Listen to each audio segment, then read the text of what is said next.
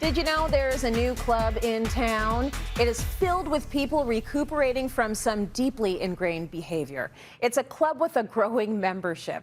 Fortunately, as more of us recognize that saying yes to everything and everyone will not bring us joy in the long run, it's the Recovering People Pleasers Club. And Kathie Donovan is here to shed some light on why we should all join.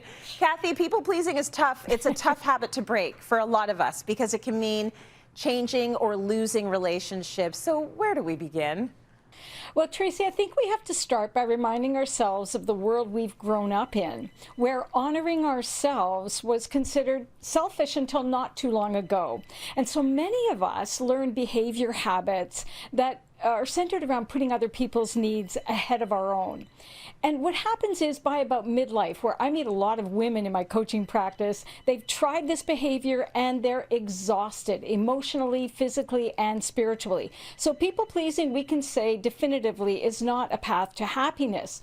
So we want to disrupt this ingrained habit so that we can get clarity on what we want, what we need, what we think, and so that we can be there for our family and friends without losing ourselves in the process. Okay, that's a tall order, but man, you've convinced me already. What's your advice, though, when it comes to changing this behavior?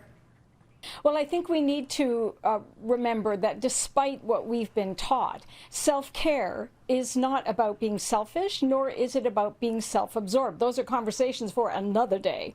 But around the idea of self-care, all it means is that we care for ourselves. And I remind people all the time that every one of us is important and we matter. So it's our responsibility to care for ourselves first. Now, people pleasers generally have weak to no boundaries in their relationships, as you pointed out earlier. So saying no to things is very uncomfortable. So I have a tip. What I want you to do is the next time somebody asks you to do something, go somewhere, or help them out with something, if it's not a completely enthusiastic, full body yes for you, just say, give me a minute to think about it. I'm going to get back to you. And then you've automatically created space to determine whether or not this aligns with what you want, what you like, and what you need. And get back to the person with a very simple explanation, thanking them for inviting you, but you're just not available because maybe you have an appointment with your fluffy slippers and a good book. We really want to create this boundary so that we can take some of our power back. Brilliant. You know, saying, hold on a second, let me get back to you will save so many of us that are maybe on automatic. We're on robot mode when we get asked for something and are just so used to saying yes. So just pause, give me a second. And then when you think about it and your whole body is like, no, then you know how to respond. So I think that that's brilliant. What other tips do you have for us to help with this renovation of our mindset? Well, I love the idea of a renovation of mindset. So here's an important piece. You want mutual benefit in your relationships. Are your friends as interested in you as you are in them? Do they ask you what's up and then listen to the answer? And if not, it's time to start creating space in your life for people who are. And you can do that very easily by just not being as available as you have been in the past.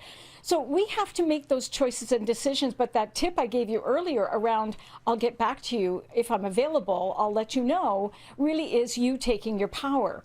Then the next piece is making time for yourself. Now, people pleasers often are very busy people, but generally the tasks they have on their calendar are focused on other people's needs. So making time for yourself, as uncomfortable as it is, means taking time to meditate, read, write, doodle, draw, whatever it is, spending time with people who fill you up. Those are the types of things that are going to give you a replenished tank instead of sharing in the world from a tank that's just emptying all the time.